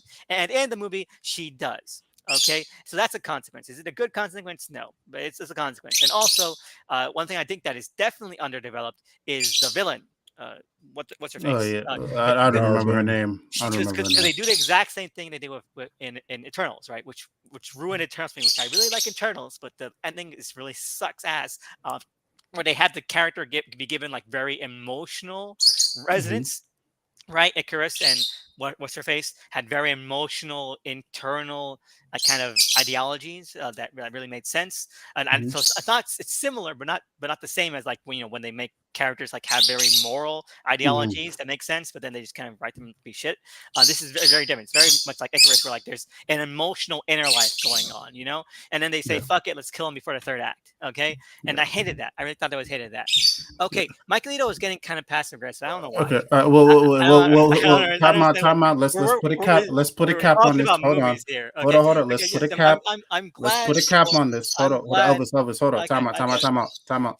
Let's put a cap on this. Let's put a cap on this. Let's What put a this cap on show, what this podcast is not going to be is just this is going to be us talking back and forth with just one person. So Yeah, okay. I do appreciate the comments, Michaelita. Yeah. I do, but we also, we don't have too much time. We're all very busy men. If you do have any further comments, I would love to hear them, like in the actual like comments, or you can keep typing here, but we don't have too much time. I do appreciate the enthusiasm. We're not dismissing that. But yeah, what this podcast is not going to be, especially on my channel, is just like us like spending bulk of the time going like back and forth with just like one person. So I do have to put a cap. I don't like to be Mr. Big Dick Energy, but I do have to put some type of hard limit. So I appreciate you, Mikey, but I do have to put some limits here. But I will say this to close that out. I think we've kind of gotten to a point, and this is not coming at Mikey Ito. This is just like a comment from myself. I think overall, because of these movies, Marvel and DC, they're both guilty of, I don't want to call it guilty, but they just both do it. There's just been like this mindset of every single movie has to have like a big consequence to the overall narrative. And that's why I stand on my statement saying, I think it's okay where we have this one movie right here. And, I'll even give Spider-Man, the last Spider movie, its credits of like, I think it's okay where we can just like have one movie that's just like focused entirely on the characters, like the character interactions. And, we just have a good, fun, wacky story and we can just move on. Because like I said before, early in this episode, the reason why a lot of these like phases have been bogged down is because like, again, everything has to be like, oh, multiverse, oh, what's the overarching story? I think these other phases have gotten the wrong lessons from the first batch of MCU, or even DCU movies to an extent. So that's my stance. That's why I say consequence in quotation marks. Yeah. But to circle back around to the conversation, because I do know we don't have too much time left, but I did want to talk about the honest discussion. I can't remember if it was Elvis or AJ who was talking, but I would like to get back to that. So, AJ, I think it was you. So please continue your statement. If you're still there. If not, Elvis, I would like to hear your thoughts about. Not my fault. My fault. Yeah, go ahead, AJ. Yeah, no, it was there were a bunch of things that kind of snowballed around Captain Marvel at one time, and it's all kind of blown up into the discourse around anything having to do with those two words being mentioned in the same sentence together today. You had the thing where, like we said, Brie Larson, she was accepting an award, and she talked about how films with that center on marginalized voices, she doesn't necessarily need to have the opinions of white male critics be the loudest voices in the room, right? Mm-hmm. And so then you look at the demographic breakdown of critics at that time. It was an overwhelmingly white and male field. It still is, but the numbers are better today than when they were when she made that statement. Then you had the stuff with actually the character of Captain Marvel, right? Mm-hmm. It's two things. The Civil War 2 of it all, I think, is a symptom more of the cause of the problem. Marvel did a hard pivot with the character, and they have at times not really known what to do with her. Mm-hmm. I don't know how far you go back as far as your knowledge of the character, Ro. She was I mean it's I knew she looked different. I know she looked drastically different from what she currently does now. She was Miss Marvel, the first Miss Marvel. Mm-hmm. Okay. And she was a B tier, like B- tier character. Sometimes, you could even say, are you sliding down in the C tier? Like for the longest, the biggest thing surrounding her was basically, Rogue absorbing her memories and powers, and that's how Rogue became a powerhouse, right? Like that was kind of what she was, not only what she was known for, but that was one of the big things. Marvel decided, hey, we don't have a female superhero that is kind of like on the level of our Wonder Woman, to lack of a better phrase, right? Now, Marvel has prominent female characters, but a lot of them tend to be on teams or things of that nature. They didn't have a female character who's standing on her own Mm-hmm. that was big time. They, like I said, either teams or derivative characters of derivative of other male heroes. So they said, "Hey, let's build up, let's prop up Miss Marvel." And around that Mm-hmm. time, they changed Kelly Sue DeConnick's run started. They transitioned her from Miss Marvel to Captain Marvel. Now, Kelly Mm-hmm. Sue DeConnick's run is really good. I enjoy it, but it's a very different Carol from what people have known over the years. Like I said, Miss Marvel, she wasn't big time back then, but the character was fun, Mm-hmm. and the direction that they wanted to take her in was more, I guess, stoic. Stoic is a good word for it. They want, stern. She can still have fun, but it's more stern, more serious, more. Hey, this is me. This is me, and I'm here now, and you're gonna like it. Mm-hmm. There was pushback to that at the time, and obviously, let's be very clear. Let's address the elephant in the room. The costume change. Her most She looks prominent sexy as fuck before. I ain't gonna hold. She look good now, but she looks sexy. her most prominent costume was very cheesecakey, right? It's a swimsuit with the sash, the thigh-high boots. She's thick as hell. Like it is what it is, right? Mm-hmm. And they transitioned her to this costume that's more modeled off of a flight suit. It's still skin tight, but it's not like, it's not built to accentuate her body like it was the swimsuit costume, right? So that change happened. You have the change of changing the character's demeanor. Mm-hmm. You have them What was she trying like to before? she was What fun. was she like She before? was fun. She had adventures a little more, not, I won't say zany, but a little more less stakes, less seriousness. Mm-hmm. Just there, she's been kind of hung around the Avengers a bit. She had the stuff with Rogue going on, which really that didn't play into her story, played more into Rogue's. Mm-hmm. But she was never like a main player. Mm-hmm. And then Marvel said they settled on her character to, hey, we're gonna build her up, and she's gonna be the face of women in our universe, which is cool. Like I said, Mm-hmm. I like the Kelly Sue DeConnick run, but after that, it's like they really got into a rut where they didn't know what to do with her. That's where the Bendis stuff comes in with Civil War 2.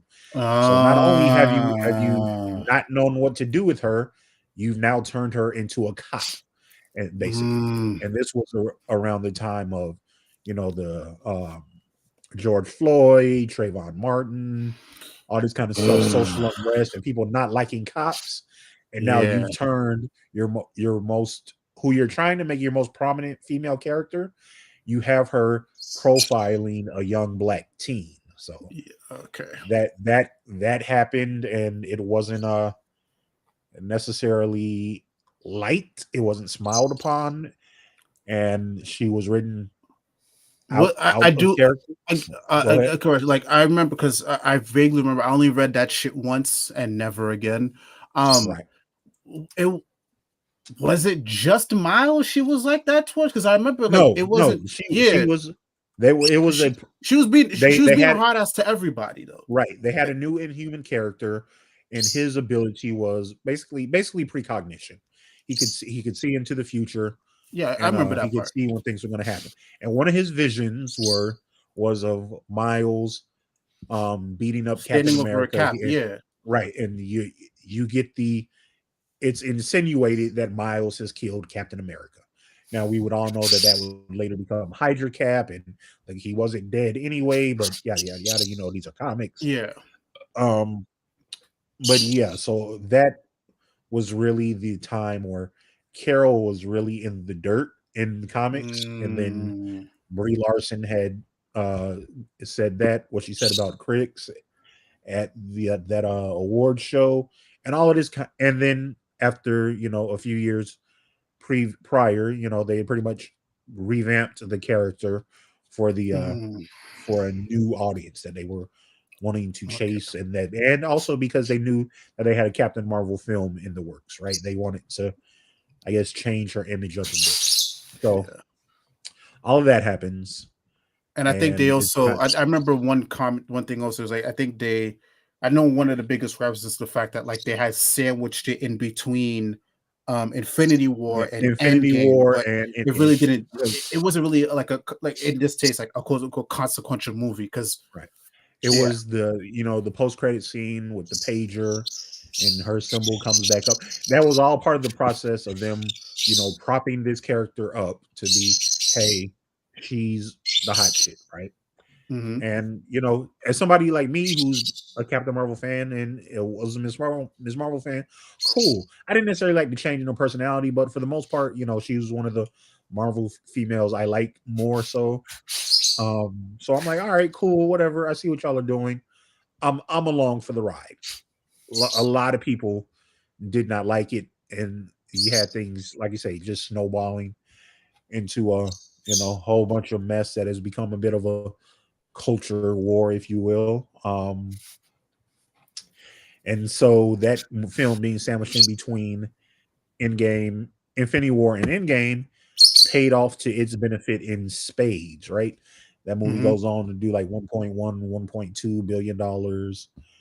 And yeah, so that's been this talking point that folks will lob at each other when they talk about this film, The Marvels. You know, it is what it is. This film, we see how it's performing. It's not doing well. Like, we'll see what this weekend's numbers are. Hopefully it can do better. But yeah, that's why the conversation is hard to be have around this character and this film franchise, because nobody wants to be honest. Like, people like you've all seen it this week. Everybody blame, oh, incels and yeah, misogynists, but and it's they don't want to go not see just this that. film. Like, I'm sorry, but this film was the demographic breakdown for this film was 65% male. That was the audience, right? That right there is why this film is DOA, is dead on arrival, right? The first, if you look at the first Captain Marvel film, hmm it's like 45-55 Oh, demographics. that's You not look at bad. Oh, Wonder, that's nice middle. right? Okay. It's typically for these films, superhero films, it's usually about a 60-40 breakdown. 60% men, 40% women. But with the female-led films, the ones that have been successful hmm have either been more women than men, like the first Wonder Woman, 52% hmm female, 48% men, or Captain Marvel, the first one, which was, it was still more men, but it was a lot closer of a split than hmm what we're seeing with the Marvels. Even Black Widow, I think, was right at like that 60% mark, maybe even 59. This here, you're talking 65-35. So God I'm damn. right. So I'm sorry, anybody trying to make, men don't support this. Yeah, men are the reason why it's made as much as it did. Women, I hate to say it, y'all the ones let this film down. We'll see, like I said, we'll see what the coming weeks hold. hmm It could potentially rebound, but this is not a situation of, men just not wanting to see this movie, right? Is misogyny going to play a part? Sure. Of course. Is sexism going to play a But part? those Sure. guys, Right. like the thing is like those guys weren't gonna see the movie anyways.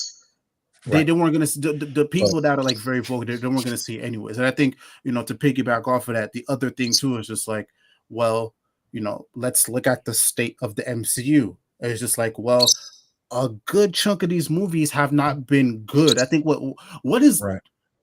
objectively, again, we're not talking personal opinion because we can get into a personal opinion. Objectively, what is the last good, quote unquote, good MCU movie? I think I we still can. haven't I watched it think yet. I have the Blu-ray, but First like I Avenger. said, I haven't seen it yet. So no. I mean, it's like no. I'm like in recent like times. Recent. None. critical reception, probably Okay, probably Guardians 3. yeah. From a critical reception, then yes. But if talking about actually good First Avenger. Yeah. Okay. So all right, but then Guardians 3 came after a slew of what, like mid to bad Disney Plus movies, Yeah. mid to Guard. bad Yeah. like MCU actual like movie. If we're counting the Disney Plus stuff, then Loki. Loki is fantastic. It's Okay, amazing. that's Yeah. true. That's Yeah. true. It's a That's true. masterpiece. It's a masterpiece. But again, look at the gap between Loki season 1, everything that came in between Loki season 1 to season 2, and then look at Yeah. the gap between that and then Guardians, which was a good one. But again, the gap between, I think, even before Guardians, maybe you could make an argument. I don't want to argue. I think people enjoyed the last Spider-Man movie. I think it made a buku amount of money. I think Yeah. overall it was pretty highly regarded. But again, in between that, there's like so much. I want to call it It's filth. Filth is a strong word, but it's there's a lot of they're like trying mid to there. find their footing again post Yeah. Endgame, and they're trying to introduce characters, the get folks to care about the new batch of folks. Some have worked, some haven't. I mean, that's to be expected. I don't think if you were looking at it honestly, I don't think anybody would expect them to continue to hit the same highs that they were hitting leading up to Infinity War and Endgame every single time out of the gate. I didn't. I said, okay, you've got some of your cast aging out, some of the cast Mm-hmm. you've just straight up killed off, um, and the ones you were setting up to be your new big three. I mean, let's be honest. Chadwick gone. Chadwick is dead. Brie Larson, Captain Marvel has not been received as well as they would have hoped, and you had Sony and Marvel playing chicken with Spider-Man. So, they And then initially took COVID. Tom Holland out of the MCU, right? And then COVID happened, and then you had a strike happen. So And it's then a number of factors that have led to where they are now. A number of factors that have led to where this film is struggling right now. But you know, I don't know if there's a thing if it's superhero fatigue. I'm not ready to call it that yet, right? Because we've seen good superhero movies do very well yes. here. Guardians did Mm-hmm. did over 800 million. Spider-Verse doubled its take from the first movie to the second. Mm-hmm. That movie's probably going to get a slew of Oscars this year. So I think I mean, I meant Spider-Man also. I forgot Spider-Verse, but I mean, what is right, it? Far From right. Home? I know what you mean. Yeah. Yeah, Far From Home, or No Way Home, whichever one it was. Yeah. Whichever one. So yeah, I'm not ready to say fatigue yet. Hell, even though it didn't make anything at the box office, Blue Beetle was well Yeah. received. We know Flash wasn't. We know Captain Marvel right now is. Ant-Man. Let's call it spade a spade. Captain Marvel is going to lose money. I'm sorry to tell you guys. Mhm. Mm-hmm. Yeah. Quantumania was dog shit. So where Marvel's in a spot that they haven't been in probably for a good 10 plus years, probably maybe even closer to 14, 13 years in the early stages of some of the mishaps toward the end of phase 1 going into phase 2. So, they just have to recalibrate. I definitely, which Iger's already said he's going to do, but I definitely say, hey, cut down on the amount of stuff you're putting out. Yes. You got to rein these budgets in. Now, a lot of that will happen naturally just because you're not going to have these massive delays from COVID anymore. So, like nothing in Captain Marvel should have cost 274 million. Yeah. Yeah, Especially for a movie you're that going to get a fucking rebate. They'll short. drop it down to 220, but nothing in that movie should have cost that much. Get back to your sub $200 million movies. They're talking about $100 million budget for Blade. That's what you need to be striving for a lot of these 100, 130, maybe 150. But rein the budgets in. Stop doing as much. You got to reevaluate your Disney Plus experience. What are you going to do with that? Because if you're going to contradict things as soon as these movies come out, you'd be better off not doing them, or do stuff on Disney Plus and not have these people show up in movies, or just have them play supporting roles. Don't have them be one of the leads in the film. Hold on. AJ, keep going, and then Elvis, Yeah. you could piggyback off of him. I just got to do one thing. Y'all can keep talking. Keep talking. right. Keep talking. Yeah. All right. So I mean, that was pretty much about it. well, Yeah. I'll I pass it want to to. Elvis. You probably bring Come a on, good bro. point because it ties back to Madam Web. Because I saw someone like clowning on that person for saying, "Oh, people are trying to say Madam Web is going to be doing well because it only costs 100 million," and I'm like, Well, you know how like 100 million is like really cheap in today's superhero landscape, man. Even Yep. even even Shazam 2 costs more. Even Shazam 1 costs more. Okay, so like I know am I gonna is Madam Web gonna do amazing? No, but I think I think given like how much people expect these to No make and how problem. much see them per capita, it might actually do okay. Okay, there's a chance. The thing is, when you When the get to talking baseline is about, like when the baseline well, is like 200 million plus, okay, right. 100 million. You know what? Fuck, go for it. I mean, yes, because when you're talking about modest, mid-size to mid-size, yeah, 100 million is a mid-size now. So when you talk about a mid-size budget, it's hard to fail, right? It's when you get a film like Captain Marvel, 274, okay, 220 after rebates. The traditional standard was 2.5 to 3 times that amount for you to break even because of you get marketing and then you get back end deals and things of that nature. So when we're talking about $100 million movie, okay, let's say it had all the bells and whistles for a marketing campaign. So you're now talking about 150, 175. That movie now has to make 300 to $350 million. That's a lot easier to do than a film that's going to have to make, in this $750 million range just to hit profitability.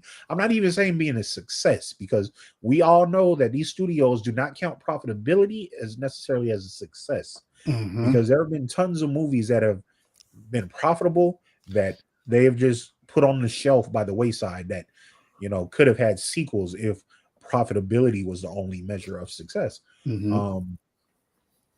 So yeah, that's why I say bring these budgets back in, rein them back in. Like, I understand some characters are going to be more effect heavy than others. I get it. Those should be the characters. Hey, if you can't build up that script into something really special to where you can just practically guarantee it's going to bring in big dollars, save them for the team up movies, dog. Don't give them a solo movie.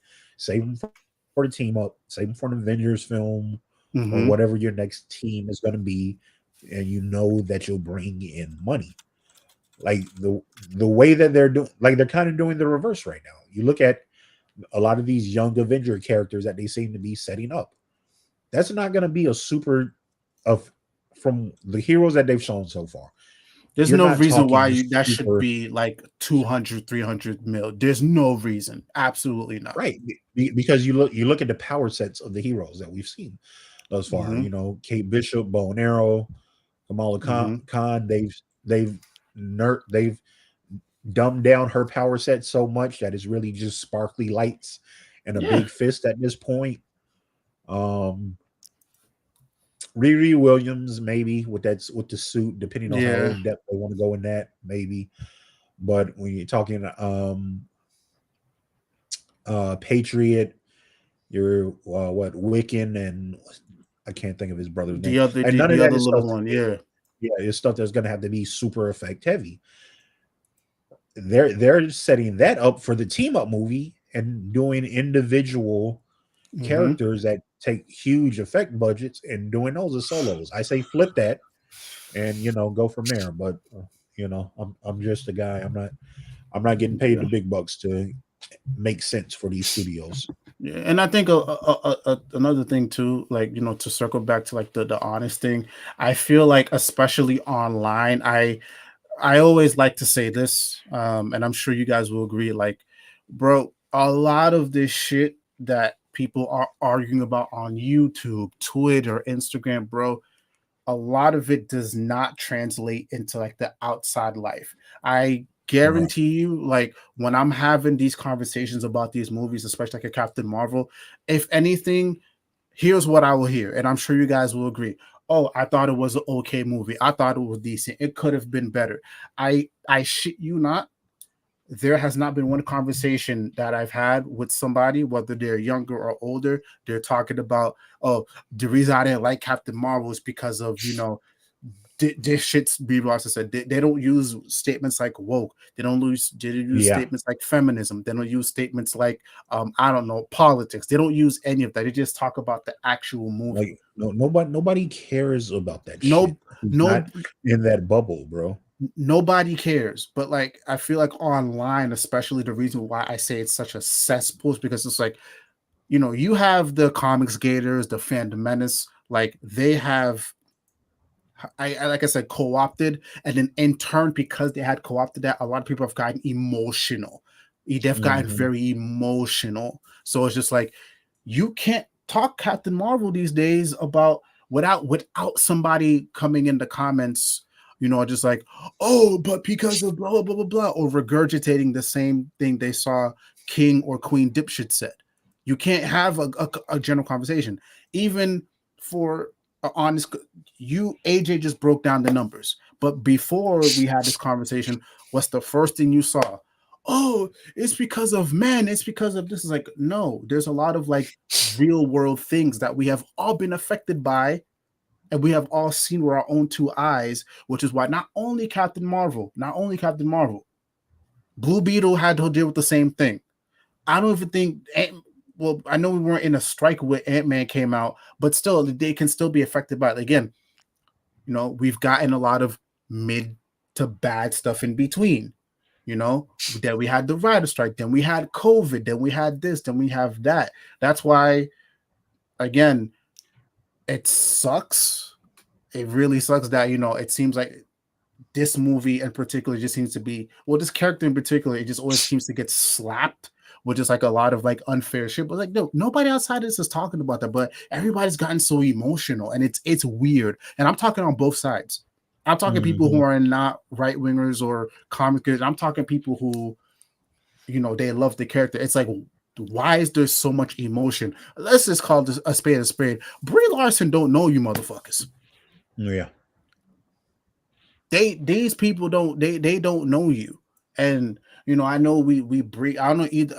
I don't know if Elvis or Age, one of you guys were there, but it's just like, you know, apparently this, I don't even know how true this is, because I don't know, I think any of us read the book, but you know, I don't know if you guys saw the statement. She's apparently like He's disillusioned fed with up. like, Yeah. Oh Bro, yeah, yeah, I they should all be. 100% believe it. They should all be. I 100% believe it, because if you go back when she was announced, when she came out at stage on Comic-Con, to the first interviews afterwards, bro, when she talked about this character, like, her face would light up. And look, don't get me wrong, I understand these are actors, right? They lie for a mm-hmm, living. So yes, I get it. People can seem more excited than what they actually are letting on, because at the end of the day, this is a paycheck. yeah, However, when she talks about that character now with a lot of interviews, like it was some award show at the red carpet interview, and she was like, "Oh, I don't even know if I'll be back. Does anyone want me back?" Like, it's just a complete change in demeanor. mm, So listen. I said, when that statement first came out, I said, I don't think she stops playing the character, because as we all know, a fat check can soothe a lot of hurt feelings, oh right? yes, oh yes. But I don't know if I necessarily foresee her doing anything extra for them, like the Shang-Chi post credits. I don't know if you're going to see that type of stuff Oh again. my, I forgot about The that, but yeah, anyways. the the cameo that she made in Miss Marvel in the last episode, I don't know if you see any more of those again. If you go to some of the some of the Disney parks, mainly, I think it's more so overseas in here, Mm-hmm. but she's shot stuff for them, like promos for their Avengers rides and stuff. I don't know if you see any more of that type of stuff from her. I don't know if she will go above and beyond just what's in her contract anymore. Yeah, I Like, agree. obviously she did extra promo once the strike ended for this film, because they knew what the numbers were going to be, and they're trying to help them out any way they can. But I'll be honest, yeah, I don't see her doing, I don't see another Captain Marvel movie, but I see maybe just like her being regulated to just like an Avengers movie, or just like, yeah, you know, a like brief camera. I don't, I again, I could be wrong. You know, I like to mark these things by saying, you know, anything can happen, but I don't see right now a future where I see a Captain Marvel 3, whether regardless of whether it does well or not. But I can definitely see like, hey Brie, can you come in and just like shoot like maybe half an hour, do a day, we'll give you a fat check and then you out of here. You know what I'm saying? Like, Because I think it's like the plan supposedly is still for her to be one of the new leads for the Avengers. So, like I said, team up films, Avengers, I see that happening. There were plans for an Ultimates team, but now you're without T'Challa, so I don't know how yeah, I doubt it. current that is. I don't know if that's still going to happen. I could see that being a team that she leads. If you get a Miss Marvel season 2, I don't know if she would show up there. I can see Miss Marvel too Like over her and another Iman full blown Vellani movie. seem to have a good relationship. So, Yeah, maybe as a favor to a friend, sure. But yeah, like I don't know. yeah, Let's be clear, Shang-Chi did not eke out a ton of it. They say it was profitable. It couldn't have eked out a ton, and yet they're doing a sequel for it, right? yeah, Chi is also a film that most people, even if you didn't necessarily like the film, most people seem to like the character. yeah, So who knows? Maybe you see something similar here, but I think you're if a Captain Marvel 3 happens, which by the way, this film should have been called Captain Marvel 2. That's another thing, right? You play into Mm, name recognition and stuff. That like we saw with Birds of Prey, right? After the first week of it coming out, it was like, yeah, they had hey to man, change that shit. yeah, like change the name, bro. Like, Yeah, so that could have it's not gonna be a give you another $50 million on it, but I think you should have called it Captain Marvel 2. So yeah, it's a lot of decisions that smarter decisions that should have been made around this film. But yeah, I don't know. Like I said, give her a fat check, she'll stick around, but I don't know how much further you're gonna be able to push it with her beyond her just being, like I said, an Avengers lead. You know, yeah. who I knows? We, also we may agree. get a 3, but I doubt it. I don't think we see it. I don't think we get a 3. Again, I think it's just regulated to like cameos and also to like, you know, I said this before. I don't think I was with any of you two when I said it, but again, these are human beings. At Yeah, the end of the day, these are human beings. And I said it the last time I was on here. You know, these guys, they are in a different stratosphere than us. This is Brie Larson. This is Chris Evans. Chris Evans and all them. Like they're in a different stratosphere. Realistically speaking, you know, they shouldn't. I think they don't really have to care. But again, I don't know what her mentions are looking like because she also has a YouTube channel. She yeah. also She has she it's she's an active person online, yeah, so she's a she sees I this need to stuff. get going. All right. oh Okay. go ahead. All right. Bye. Yeah, we're gonna Yeah. wrap up. All right, bye. Good night. See you, brother. Yeah, she's a very yeah, active person, but again, at the same time, too, it's just like I can only imagine what those mentions are looking like. I can only imagine what those DMs are looking like. You see what I'm Yeah. saying? Like Mhm. I said, like we said it before, like how there's like big content creators or like big artists and musicians where like they breathe and then the comments and like the algorithm jumps. I Yeah. feel like it's gotten to a point where it's just like the negative effect. Like these motherfuckers jump, but not in a good way. Right. So I don't know, that could play a role in it. That could take a toll on somebody's mental health. I mean, you guys have saw, not everybody thick skin like Ro. You know what I'm saying? Mhm. You saw the Wonder Woman thing. You know, Right. I'm afraid to. I'm not afraid to go back and forth to people. But again, this is an actress.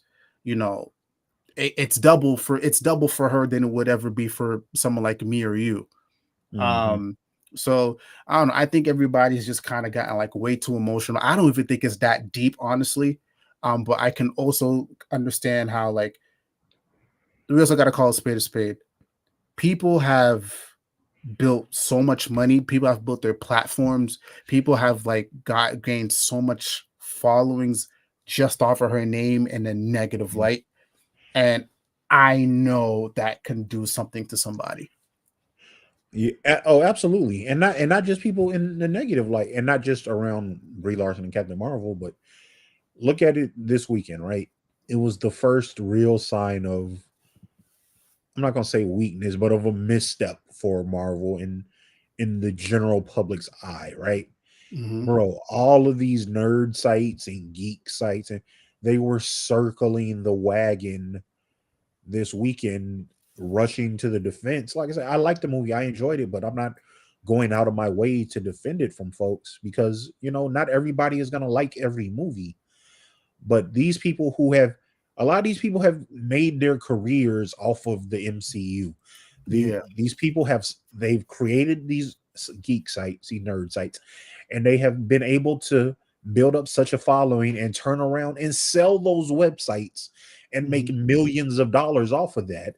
So these people, they see it, hey, if the MCU fails, my bag fails. So Yeah. I need to protect this. Like, you like places like, never mind, I ain't gonna name all the publications, but you all saw it this weekend. Yeah. If you paid attention, like, it's like, yo, Marvel is a multi-billion-dollar company that is owned by another multi-billion-dollar company. They don't need a bunch of nameless fucks on the internet rushing to their defense, bro. Yeah. Just like a bunch of nameless chuds rushing to attack them is not really gonna make any difference for them, bro. Yeah. Like, it's pointless. Yeah, it really is. And even it's even gotten to the point where like it's even trickling down to the content creators. So, well, not me as per se, because again, I'm still growing. We're still growing. But I'm sure you're well aware. Like Comic Historian, like you saw what happened with him. Like the interest. No, I didn't. What happened? He put out a video, I guess you could say, quote unquote, threatening to like shut down, because the interest in like both Marvel and DC has been so low, and like he's not getting the same traction. But it's not even just him. I poke around a lot of these other like comic book channels, like these guys, the numbers compared to where the MCU and the DCEU was at their peak, it is not the same. Like motherfuckers who used to get like 100K per video, or like millions, these guys can barely break 10K, barely break 40, 50K. And again, right, but and I'm not doubting that happens, because I mean, I can look at the metrics and see, but I think a lot of the people, like you talk about like Comic Story and stuff, that's what happens when you build a comic book channel around people who don't actually read comics or just skim comics or stuff. Like, I'm sorry, I've watched some of these folk, and it seems like a grift with a lot of these folks. So I don't know, maybe folks are finally catching on. Another one was, and I like his channel, Rob, but Rob came out a while ago. I can't even think of what his actual channel name is. And I'm like, Comics Explained. Yes, thank you. Like, yeah, I'm skimming some of this stuff. I'm not reading everything cover to cover. So I mean, like, yeah, okay, people aren't interested anymore. But were you ever that interested, though? Like, if you're not reading the stuff, I mean, all right, fine, whatever. Yeah, so I mean, it's a whole like trickle down effect. Like I said before, it's affecting us, and to your point, it's just like you're following. How much of it can we say you were just chasing the algorithm? Right. How much of it was chasing the algorithm? How much of it was just like just like, oh, a Captain Marvel movie is gonna come out. You hire somebody to write a script based off like a comic book you didn't read, Right. just so you can cycle in with the algorithm, so you can boost up your following. Then you create a thumbnail with Brie Larson's face and you on it, like looking like you're yelling. Like, come on, man! It's a formula. These guys, they've got it down to a science at this point. Yeah, they do. So it's like I'm not surprised that people are like trying to quote unquote protect their bag. But again, when you base it off of just chasing the algorithm, or just like trying to capture people who are fickle, because let's be honest, I am not afraid to say, and we'll end here. a lot of like the comic book fans are not actual comic book readers. They are Thank fans of these characters. You know, they Mhm. are fans of these stories. But again, if you can go, and again, this is no disrespect to a comic historian, but if you can go online and you can watch, you can sit down and you can watch an entire storyline play out on your screen, and you don't have to go to a comic book shop. Right. Come on now, You're not gonna go. you're not gonna go. You And know. then you're not gonna go, and then therefore, you know, when the actual comic comes out, you're not gonna go out to support it, and then you know, then you throw in all the real life shit such as COVID, the MCU. Right. Like, realistically speaking, this would be a great time to jump into comic books, but you're not. So then all of it trickles down to MCU, like, or the superhero fatigue. It trickles down because a lot of these people are not reading comic books. It affects these sites, and then it affects content creators. Well, you're not me because I don't fucking chase the algorithm, but you know, fingers crossed. But yeah, you know, it is what it is. Yep. Like let's be clear. You know, it would be a lot easier for me not to like comics, not to read comics. You know, my wallet cries every week because especially on books that I tend to double buy digitally and physically because I don't want spoilers. So, you know, that those $3.99s and $4.99s, they add up quickly. So it would be easy to, you know, just watch YouTube videos and get the cliff notes and the outrage algorithm fed to me. But I mean, you know, it is what it is. I like these stories too much. I like these characters too much. You know, I can't get what I need from a story just watching somebody do a breakdown on YouTube. Yeah. I'm just not made that way. Yeah, me neither. Like, I've watched a couple, but just like it doesn't feel the same. You know what I'm saying? It feels like very hollow. Yeah. And I think it doesn't. I don't think a lot of, you know, again, I understand there's different reasons for why people may not be able to buy comic books or may not be able to just like get the week to week. But I am also a strong believer in, like, I don't think a lot of these channels they add to it. I think it adds to the channel itself, like the person, the brand, but it doesn't add to like the industry. So again, all of that trickles down together as well. Like, a lot of people don't like to say that, but it all trickles down together. Like, this is all one big circle. You know, but you know, it is getting late. You know, I do want to, you know, respect your time. I do respect everybody who was in here in the comments. But AJ, thank you, you know, for taking the time. Elvis had to leave, you know, it's getting late. But I do appreciate him for taking the time. But yeah, I'll give you a second, AJ. Go ahead, plug your YouTube channel, brother. I mean, your Yeah. I mean, your Twitter page. Yeah, you can find me at Twitter at Mr_Mitchell_ the number 2 _ the letter U. You can normally find me there giving hot takes on all this comic shit. They're a little less lately, you know. Pain meds have me kind of knocked out most days, so yeah, hopefully I'll be back to normal posting and stuff in a couple weeks or so, maybe. But we'll see how it goes. But that's where you can find me. Word. And you can find Elvis over here at D__ Snickman. You know, it's just Elvis giving his takes.